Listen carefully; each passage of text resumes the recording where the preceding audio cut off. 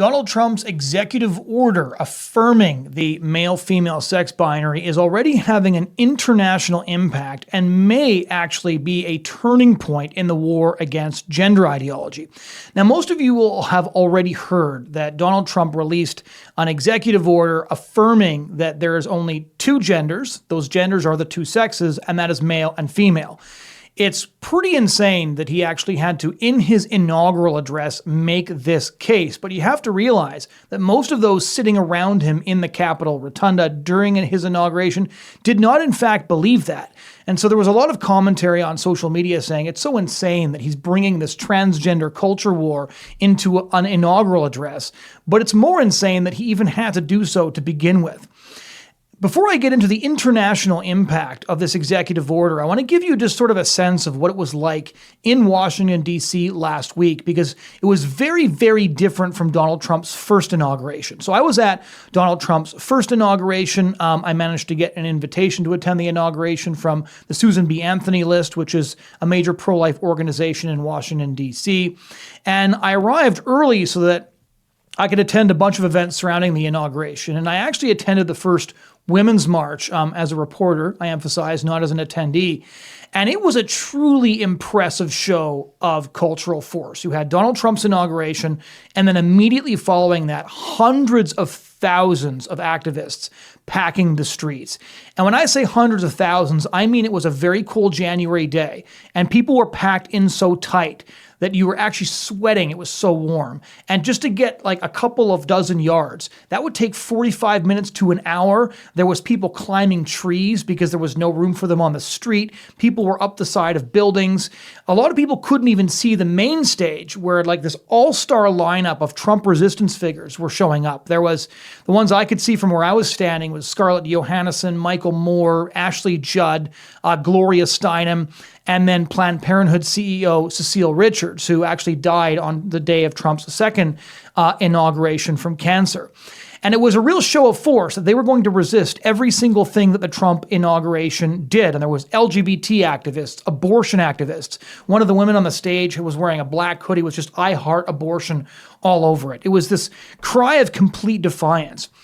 This time around felt very, very different in D.C. So instead of having the Women's March after Trump's inauguration like they did the first time around, they had it on the Saturday prior to his inauguration.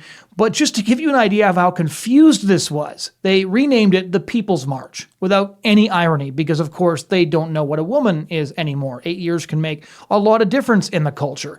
And it only attracted around 10,000 people. There was hundreds of thousands the first time, probably close to 500,000 people. The BBC said 10,000 this time around, which is a minuscule group of people and vastly outnumbered by the hundreds of thousands of people that showed up at the March for Life the following week. And it was just a really anemic response. The progressive left feels very beaten and very demoralized. Possibly this is because Trump ran the board this time. He won the popular vote. They've got the Congress, they've got the Senate, and he won the presidency. And D.C. was packed with, young MAGA people. There was parties all over the city. The inaugural balls were packed with people who wanted to get a glimpse at their heroes. All of the conservative influencers were in town. But when I was at a watch party at the Hard Rock Cafe near the Ford Theater while Trump was delivering his second inaugural address, because of course I and 200,000 others had tickets to be right in front of the stage during the inauguration, but because it was moved inside due to the cold, which is going to make the upcoming invasion of Canada somewhat difficult, they completely had to change everything and set watch parties all over Washington, D.C. So we went to the one right near Ford Theater so that we could go see the motorcade pass afterwards.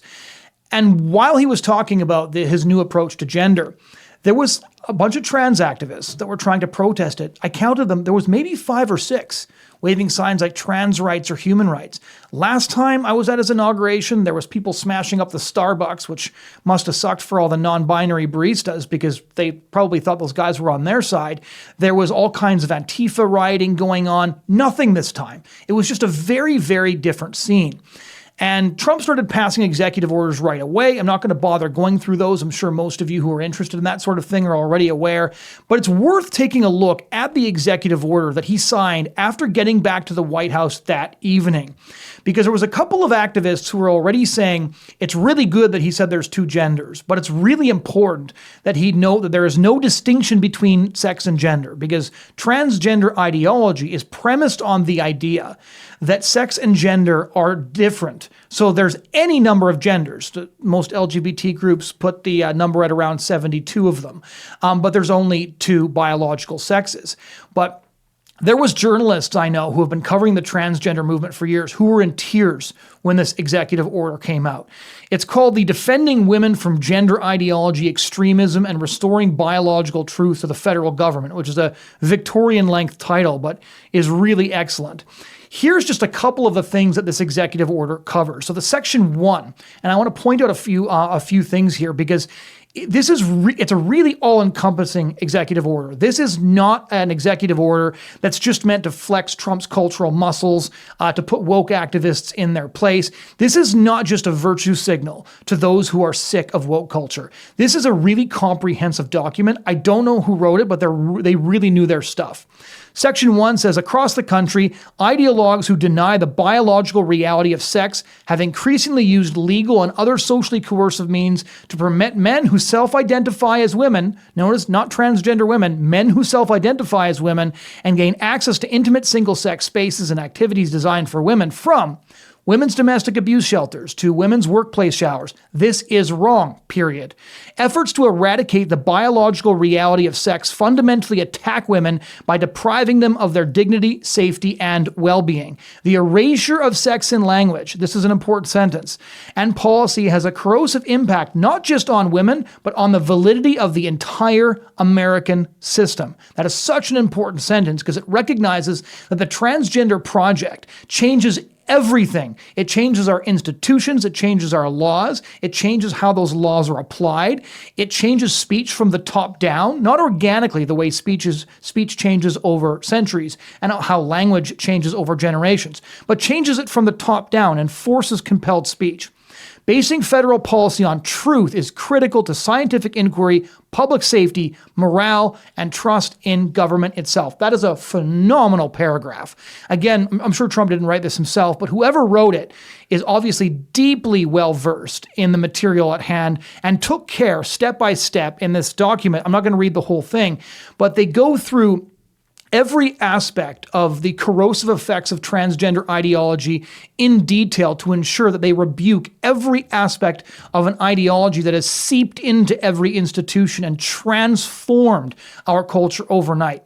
What is crazy about this document is that since about 2014, when Time magazine published their famous transgender tipping point cover featuring Laverne Cox, a trans-identifying man who was starring in the TV show Orange is the New Black, from about 2014 to the present, we watched basically a transgender blitzkrieg. They took over the entire culture almost immediately, and it was truly staggering to see. This executive order goes a long way toward just repealing all of that, but not just addressing surface level stuff, just addressing all of it. Let me give you another paragraph here. This unhealthy road is paved by an ongoing and purposeful attack against the ordinary and long-standing use and understanding of biological and scientific terms, replacing the immutable biological reality of sex with an internal, fluid, and subjective sense of self unmoored from biological facts. Carl Truman could have written that. Invalidating the true and biological category of woman improperly transforms laws and policies designed to protect sex-based opportunities into laws and policies that undermine them, replacing long-standing cherished legal rights and values with an identity-based, in-show social concept. And so he says, it is the policy of the United States to recognize two sexes, male and female. These sexes are not interchangeable and are grounded in fundamental and incontrovertible reality. Under my direction, the executive branch will enforce all sex protective laws to promote this reality, and the following definitions shall govern all executive interpretation of and application violation of federal law, blah, blah, blah, blah. I encourage you guys to read the whole thing. We'll put the link in the description. It's all great stuff. I feel like just doing an audiobook for this podcast and just reading the whole executive order, because this is the stuff that those of us who have been pushing back against this ideology have been asking for and writing in all kinds of publications for years. And just to give you an idea of how radical this is, the stuff that he's saying in this executive order that is now the policy of the government of the United States would not have been able to run in the New York Times until yesterday. He is forcing all of these progressive publications that obediently use preferred pronouns and misgender trans-identifying individuals, etc. He is forcing them to actually state the truth just by quoting him. What world do we live in where Donald J. Trump, former Manhattan, New York liberal billionaire, is the guy who is breathing sanity into the discussion? It's truly wild to consider the fact, not just that this had to be said, but that it's Donald Trump who is saying it. I don't think any of us expected that to take place. But then again, 10 years ago, none of us could have predicted just how thoroughly the social fabric would have been eroded by LGBT activists. So the backlash to all of this has been predictable, but again, it felt really tired, not just in Washington, D.C. You see the response to this executive order, and nobody really seems to care. It seems like they almost recognize that they're defeated, and maybe this is because the transgender issue hurt the Democrats really badly in 2024. I covered that subject in a previous episode of The Briefing, but I think when AOC removed her pronouns from her X bio, we really knew that nature was healing at that point. Maybe because they know this issue hurts them politically, they're just not willing to fight. This is no longer a battle that they're willing to take up arms over. Maybe it's because all the tech billionaires seem to be moving on. We covered in a previous episode again that Mark Zuckerberg is stripping gender ideology out of all meta fact-checking, is now permitting an open discussion on transgender issues. Elon Musk already did that to great effect. And the other tech billionaires all showed up at Trump's inauguration like defeated chieftains at the feet of an American Caesar. These are people who leveraged all of their wealth to combat him for years. They were batting for the progressives for years. And yet, pretty close to the front at Trump's inauguration in the rotunda, you didn't just see guys like Joe Rogan. You saw the CEO of TikTok. You saw the CEO of Google. You saw the CEO of Apple. You saw Jeff Bezos of Amazon. All of these guys who would have been plugging hard for the progressives 5 minutes ago paid $1 million to Trump's inaugural fund so that they could be present and close to where the power is, right? The flame of power has moved and all the moths are following it. And that means that the power is shifting away from the transgender movement. And because the transgender movement is imposed from the top down and is not a grassroots movement, that means that when they no longer have the enforcement of the tech billionaires and of the politicians, things start to fall apart really, really quickly. Now, let me give you an example of that. So I was tracking the coverage after this executive order over the past week, and it's been about a week since the inauguration. Mother Jones announced, quote, Trump declares war on transgender people. The San Francisco Chronicle's headline was, Trump executive order seeks to erase the existence of transgender people. The Human Rights Campaign claimed that the Trump administration was taking aim at LGBT people.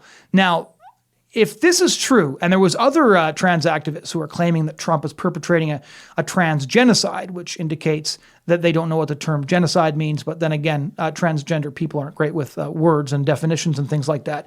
Now, if they believed any of this stuff, you'd think they'd be making a bigger fuss, right? If AOC and Chuck Schumer and Nancy Pelosi or even Barack Obama or Kamala Harris really thought that Trump's inauguration day was actually the inauguration of a transgender genocide or a war on transgender people or an erasure of their very existence in the United States, you think we'd get more than a small cluster of protesters flapping signs ineffectually in front of the barricades where Trump's motorcade was passing by. You think there'd be a 5-alarm fire. You think that Congress people would be meeting, senators would be meeting. You think that people would really, really be taking this seriously.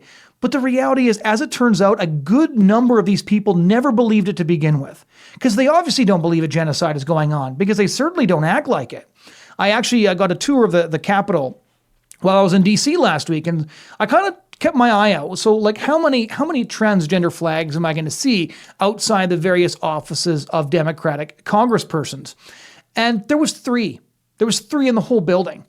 Now, there was more Ukrainian flags and more Israel flags outside of various offices than there were transgender flags. But my understanding is that there's a genocide going on, that there's a war on transgender people going on. So either the Democrats are kind of fine with that. Oh, well, you win some, you lose some, and it looks like we just lost our transgender population. Or more accurately, they never believed it to begin with, that they just used incredibly hyperbolic language, like genocide, like war, when it never was a genocide, it never was a war, we weren't endangering anybody. That's actually the reality of the situation. And so what we're seeing now is that a lot of things are being revealed, and this executive order, the cultural impact of it, is really showing us where a lot of the progressives and trans activists stood to begin with, and just how lonely the trans activists are once you strip away the power sources that they had kind of blackmailed into backing them by using terms like genocide. But these terms aren't working anymore.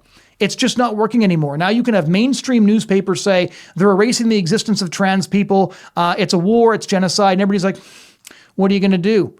Which I don't think is the reaction one should have if that was actually taking place, which of course it isn't. And even the inaugural prayer service at the National Cathedral that happened the day afterwards, and this video went viral, many of you probably saw it, where a bishop identifying person named Marian Edgar Budd took the opportunity to call the Trump administration out about this executive order, saying that, in the name of our God, I ask you to have mercy upon the people in our country who are scared now. There are gay, lesbian, and transgender children in Democratic, Republican, independent families, some who fear for their lives. So she used one of the most prestigious pulpits in the United States in a historic cathedral to perpetrate the fiction that not even the Democrats appear to truly believe in for the most part, at least not based on their reaction. It would look better on the Democrats that they don't believe it than that they do believe it and they're just deciding to do nothing for crass political purposes. And so there's no such thing as a transgender child, but then again, there's no such thing as a female bishop either. So this is, I think, something that really reveals where we're at. And I do think the transgender movement still has a tremendous amount of power. Don't get me wrong. They still own Hollywood, which is the cultural powerhouse when it comes to storytelling. And the Oscars are going to be held on March the 2nd. I will hold to my lifelong tradition of not watching them, but I did notice that there was one film that got 13 Oscars, one of the most, and it's about a transgender Mexican drug lord. I kid you not. So Hollywood is still sending its message to the culture, which is, when the transgender movement goes down, we're going to go down right alongside them. And I, for one, am here for that. So it's really, really fascinating to see that the transgender movement's power is already deeply, deeply depleted. And it only took a couple of days. And what that did, it's not just evidence that Donald Trump is taking such a robust position, although his executive order, as I said, is great. It actually reveals how thin transgender power was to begin with, because they never got the population to buy in. They never got the people to buy in. No, they actually blackmailed the power sources, and those power sources framed the debate, refused to allow people to tell the truth, compelled speech, and once those power sources shifted towards Trump, away from progressives, the whole thing started to collapse. And so that, I think, is very, very good news. So there are those, again, I want to kind of close my analysis of where the transgender culture war is now in week 1 of the Trump administration. There's a bunch of people accusing him of waging a culture war with a small, vulnerable population. And it needs to be emphasized that the precise opposite is true, because for a decade, trans activists swept through our institutions. And I was actually at the second Obama inauguration in 2013. And during that inaugural address, he referenced the Stonewall riots, which was widely interpreted by everybody as the first nod to the transgender movement in a presidential speech. And Obama followed that up 2 years later in 2015, where he became the first president to use the term transgender. And he did that in his State of the Union address. So Biden then gave the transgender movement everything that they were asking for. And now Trump is just rejecting the war on reality. His statement that he made in his second inaugural address would have been agreed to by every single U.S. president except for the last two, Obama and Biden. And the fact that he had to bring up The fact that there are only two genders, two sexes in his inaugural address can be traced directly back to Obama's 2013 second inaugural address, where he launched the American presidency on the path to supporting the transgender movement no matter what. But as we're seeing, it looks like those days may be over. I don't think the Democrats, even if they win the next presidential election, will have much appetite to return to the status quo that reigned for the two Democratic presidential terms. Donald Trump's executive order affirming the male-female sex binary is already having an international impact, most notably in Canada. Now, those of you who have been watching the Bridgehead briefing for a while will note that federal Conservative Party leader Pierre Poilievre has been steadily growing more and more common sense on this issue. I suspect, again, that he's always had a very common sense view on this, but the further to the left that the progressive Canadian political parties have gone, the more Pierre Poilievre is able to say really, really basic things like, I don't think that men should be in women's prisons. Now, predictably, he got asked almost immediately after Trump's executive order if he too believed there was only two sexes, which again, the fever seems to be breaking in the United States. It's definitely a long way towards breaking in the United Kingdom. Here in Canada, though, unfortunately, we're pretty far behind. And so when Pierre Poilievre was asked this question by a journalist, he had a response that I have been advocating for many, many years. One of the things that I have said on this podcast, at the Bridgehead, and any number of other socially conservative publications that I write for is when people ask if you believe there are more than two genders, ask them to name 5 or 10. This goes back to my point about this being a top-down ideology, not a grassroots ideology. Even those who would say, sure, there's 72 genders, or the number of genders is infinite, can't name 5 or 10 of those genders. And that's because they don't actually believe it. They're just being told that good people believe this. People who support the LGBT movement believe this. And so they say, sure, I believe that. But they don't actually know who any of these genders are. Like, for example, most people probably can't explain what a demisexual was. I didn't actually know what it was either until former Governor Andrew Cuomo's daughter decided to identify as one, and it turns out demisexual is somebody who's only sexually attracted to somebody they feel emotionally close to. So they've got so many genders now, they're like reverse engineering marriage monogamy as a gender, which I guess is progress of a sort. So this video clip is really worth watching. Here is a Canadian journalist asking Pierre Poilievre what his view on gender is. And he obviously prepared for this answer, but that does not negate what a brilliant tactic it is. First day on the job, President Trump signed an executive order, the U.S. government only recognizing two genders, male, female, they're unchangeable. If elected as prime minister, is that something that you're going to kind of walk in line with, or what are your feelings on that executive order? Well, I don't know. Do you have any other genders that you'd like to name? Me personally? Yes. I'm just asking more so if you're in line with what he is saying. Do you agree with what he's saying? Is that something that you would be lockstep with if elected as prime minister? Well, I'm not aware of any other genders than men and women. I mean, if you have any other that you want me to consider, you're welcome to tell me right now. Well, there's personally, I am a man. I am a As people who say cis man. There are people there who, they say they're gender neutral. Well, you are a man, yes. There are people there who say they're gender neutral. Yeah, they say they're gender neutral. They're a trans person. Is that something that you would recognize here? Whereas in the States, at least with their U.S. government, the way they're seeing it, there's only two. I'm only aware of two, but I mean, if you come up with another list, then you're welcome to do that. But I'm aware of two. And as far as I'm concerned, we should have a government that just minds its own business and leaves people alone. So there's a lot of things to note about that clip. One was the journalist's look when Pierre asks him to name other ones. He's like, it's a trap. Like, I'm not used to being asked what I believe about this. Like, he can already see the pink slip that he's going to get if he handles the next 5 seconds wrong. But another thing is, like, look, when he's pressed to come up with more genders, he can't. And the two examples he comes up with are hilariously indicative of how nonsensical and circular their arguments are. So he says, well, transgender is a gender. No, ironically, the original premises of the transgender movement would be there's two genders, because either you're a man in a woman's body or a woman in a man's body. So a transgender person would be a man who says he's a woman or a woman who says he's a man, which doesn't actually necessarily negate the gender binary. It just means they're, attempting to cross the border. And Trump is going to apparently deport them there as well. The other example that he's using is gender neutral, which isn't a gender. Somebody saying they're no gender isn't another gender. So it's like he's basically saying, well, there's other people who have different genders, well, like gender neutral, for example. So one of the genders is no gender at all.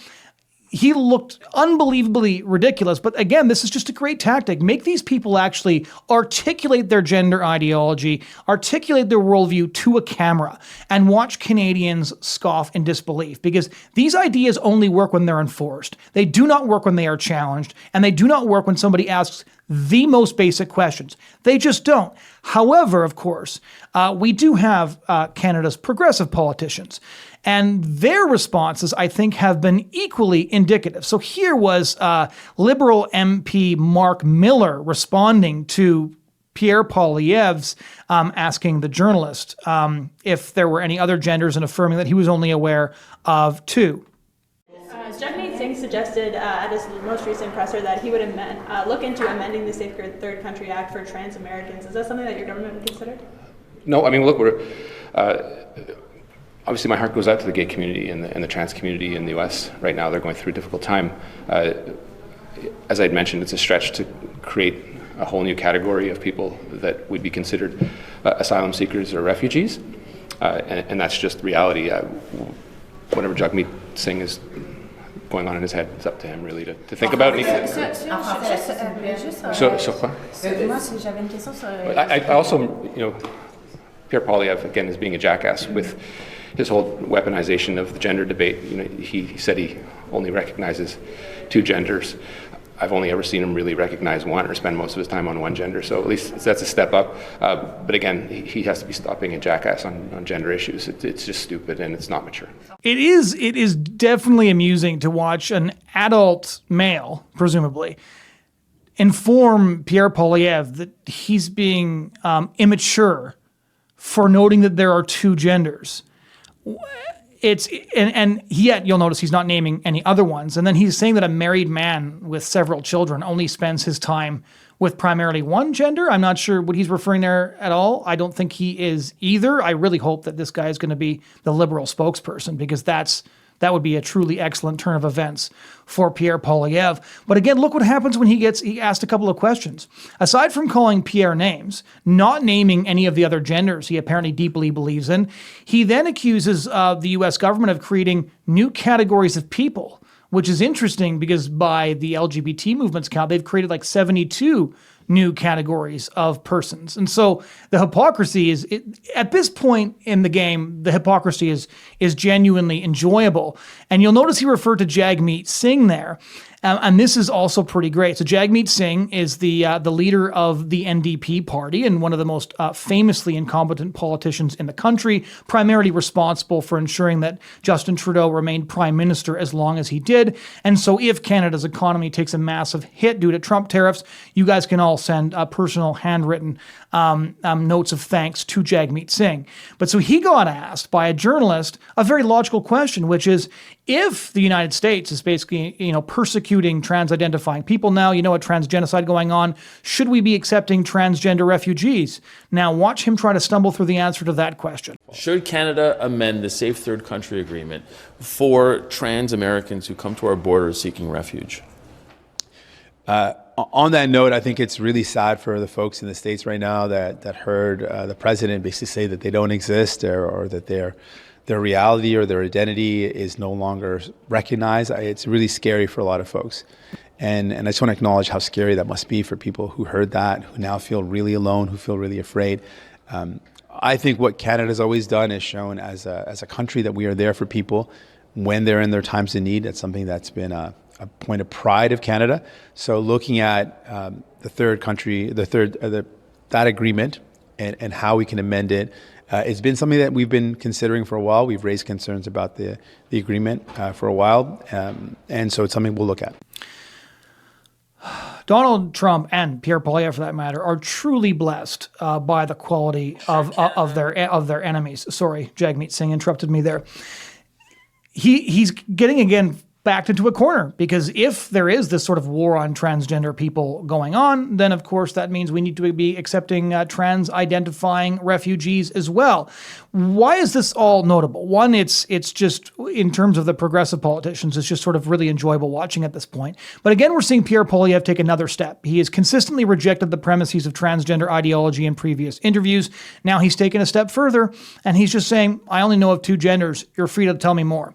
And in order for progressive politicians to respond, they're going to have to start saying things like, well, there's polysexual and demisexual and asexual, and here's all of their flags. And they know that by doing that, they're going to end up looking ludicrous. And while Canadians are hurting due to inflation, due to 10 years of economic mismanagement, this is the sort of thing that speaks the worst about the Canada progressive regime. Is you get a lot of virtue signaling and everything gets more expensive. You get a lot of great words, but everything gets a little bit worse.